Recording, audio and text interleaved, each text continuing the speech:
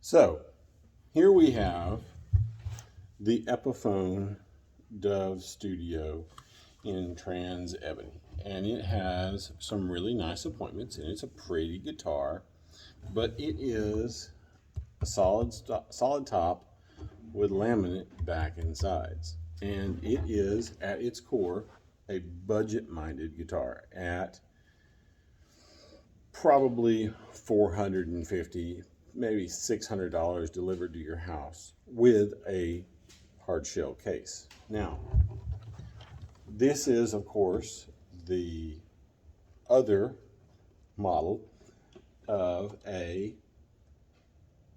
Gibson Dove. And the Gibson Dove is, by all measure, a better guitar. Solid spruce top, maple back and sides, all hardwood, rosewood fretboard instead of Indian laurel on the Epiphone.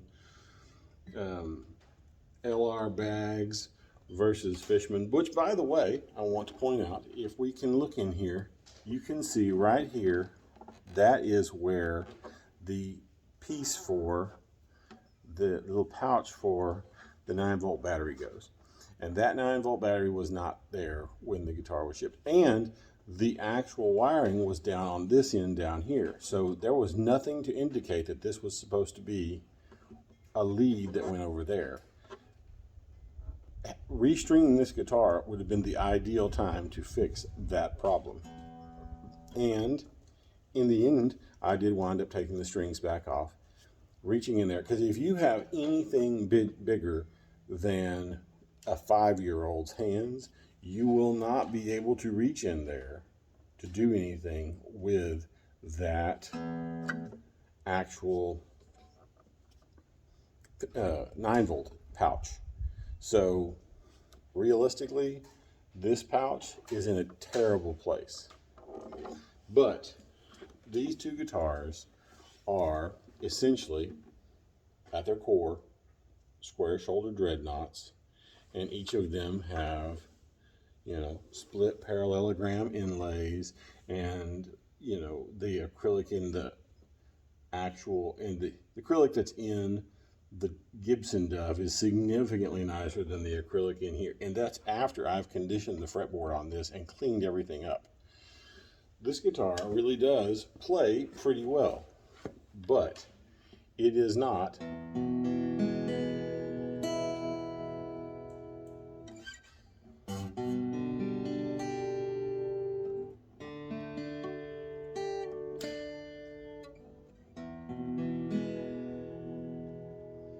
it's never going to win any awards for the greatest. Is it something that you could use out and about? Absolutely. But right now, what we're going to do is I'm going to take both of these guitars and run them through their paces. First, just played acoustically, and then each one played through the Fender Acoustic 100. So, and I will show you the settings that I have on the Acoustic 100 so that you can tell what we're doing, because it still to this day has a little bit of feedback that causes the A string to vibrate on when it's played, but it is significantly better than it was at the beginning when I first put it in and put all of the settings at 12 o'clock. So, like I say, it's much better, but it will still feedback, even with me being about 6 or 8 feet behind where the amplifier is and the amplifier facing away from us. So this is very similar to what you'd be in a live setting in like a small gig in a club or a dance hall. So anyway, without further ado, I'll get this set up, show you pictures of the, show the video of the settings on the Fender Acoustic 100, and then get going. So here's the settings on the Fender Acoustic 100. As you can see, the low or bass is turned down to about 1 or 2, and then the other two are still at or just above the 12 o'clock position. Also, I do have the delay on for this channel. So we have a little bit of channel delay and everything. Phase is in set to normal. Master volume is set at 12. So it's set at 12 o'clock position. So 5, maybe 6 on the 5.5, something like that on there. But we're using channel 2. So it is just a regular old setup, nothing special, nothing unique on there. And it is approximately 6 feet away from where I'll be playing. So I'll go ahead and start off with the amplifier on, and then we'll go back and do the other one. Since I just showed you the settings and everything, just be easier to do that way. So.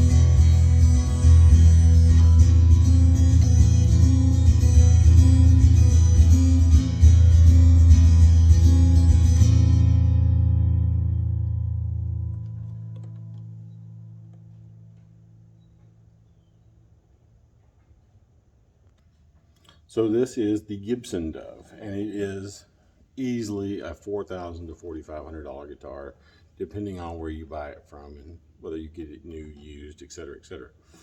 This one has the pickup system, but the battery is mounted right up there, up actually against the neck, where the neck pocket joins the front side. So where the neck actually is joined to the body, that's where this one is. And to be honest with you, since the other one's mounted to the actual top of the guitar, that's not really a very spot that on the Epiphone, that part of this would not vibrate anyway because it is attached to the neck. So it's not really a big significant loss when it comes to sound, but there will be definite difference when you hear what these guitars sound like when they are not plugged in. Now, this one has the LR bag, so it does have a upgraded pickup system versus the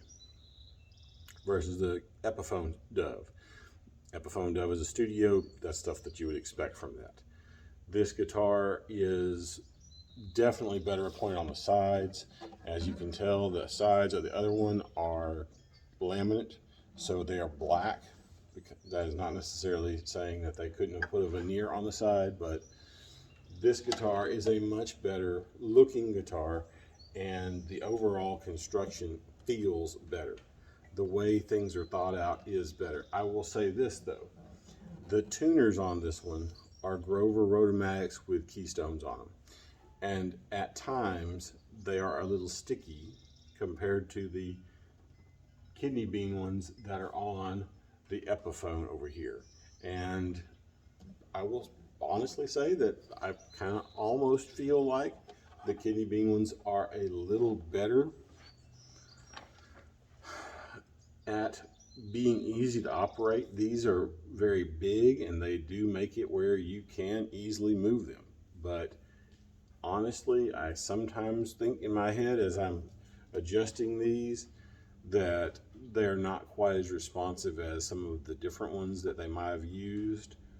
Klusen's probably would have been a better option for these, some Kluson Wafflebacks or Kluson Deluxes, but at the same point in time, they chose what they chose for a reason.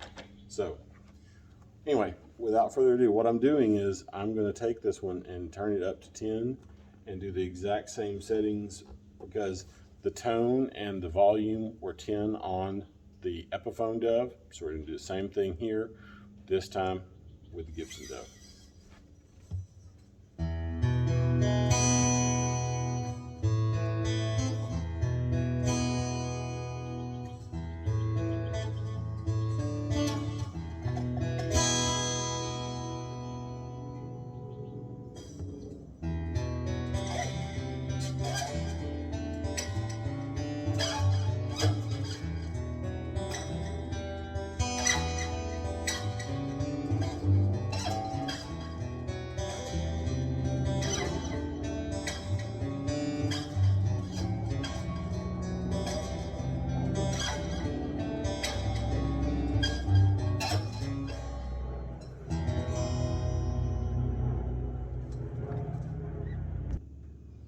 Yay, today is the day we have wound up in the flight path of the Commemorative Air Force. And while it is a fun display of old aerial iron, it is actually kind of intrusive when you're trying to do a video. But anyway, back to some finger picking.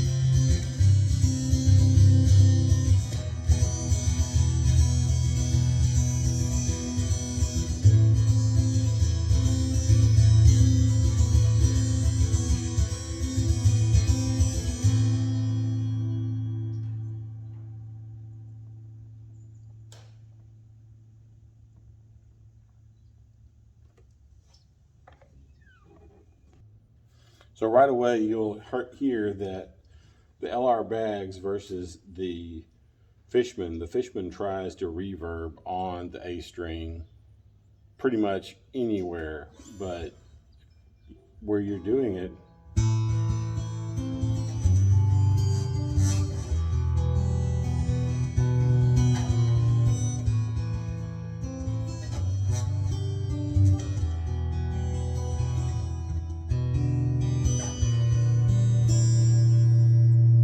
right there. We're going to try the same thing with the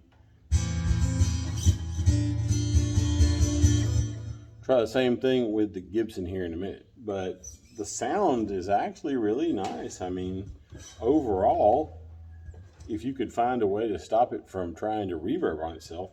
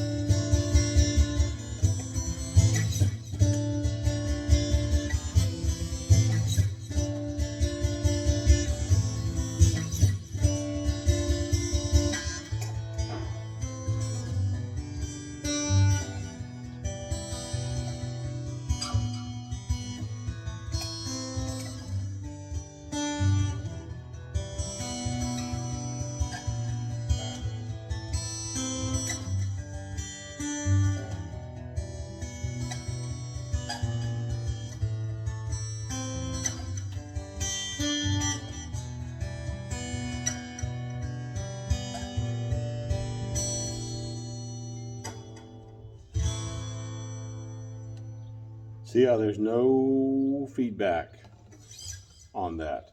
And that is what makes this guitar worth the $4,000. You can play this guitar, and I can probably turn that bass back up to about 4 and still be able to leave this guitar. It will try to feed back at some point with the A string, but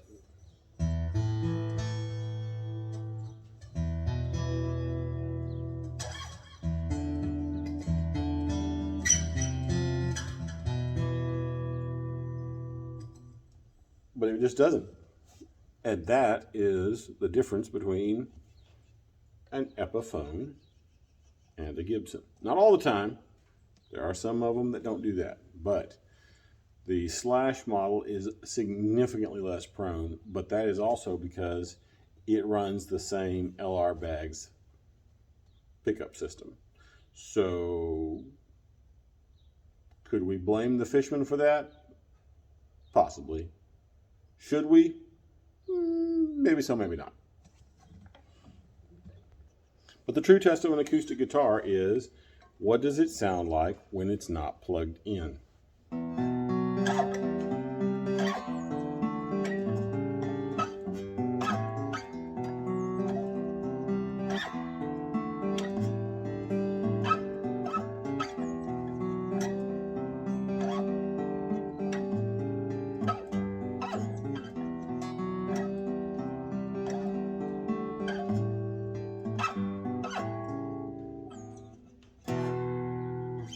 So this guitar, while very nice, just doesn't have the same projection.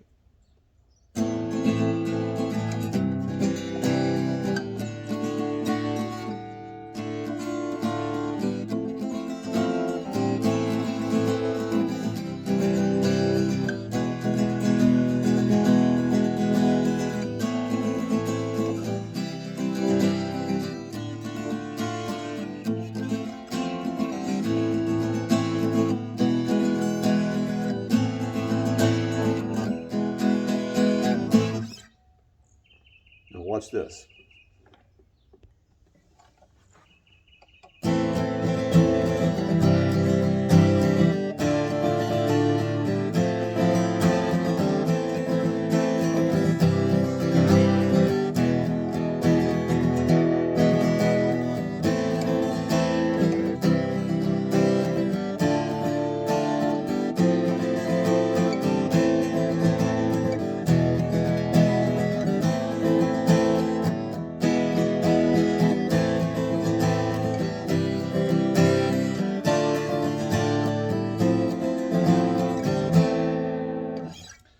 That is a drastic difference in tone, and it's all because of the way the guitar is made.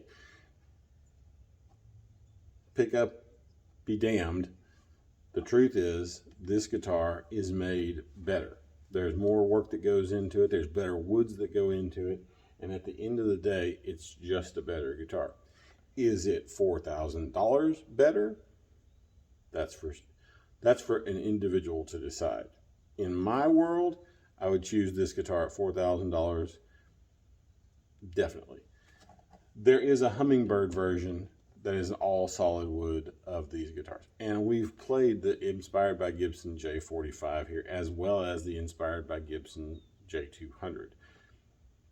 Neither of them really compares with the Hummingbird and Dove. And these guitars are $3,000 and $4,000 more for a reason. They have a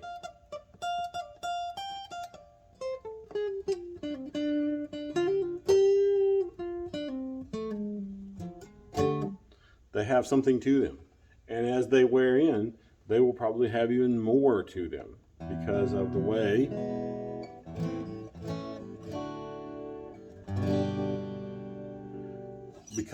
they are built.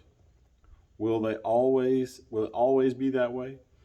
Considering where the Korean, Indonesian, and Chinese made guitars have come in the last 30 years, there may be a time where that is no longer the issue. And if you go back to the Fender California series, which we have, which is an all laminate guitar, even it with a bone nut and saddle sounds better than the Epiphone. Now, there's no pickup on the Fender. Could that be a part of the problem? Could the actual problem be something in the way the bridge is set up with the transducer underneath the saddle? Maybe so, maybe not. By theory, it shouldn't really make a big difference, but every little bit counts. I'll say this. If I had a choice of picking up the Dove or the New Porter, I would always pick the New Porter, because the New Porter,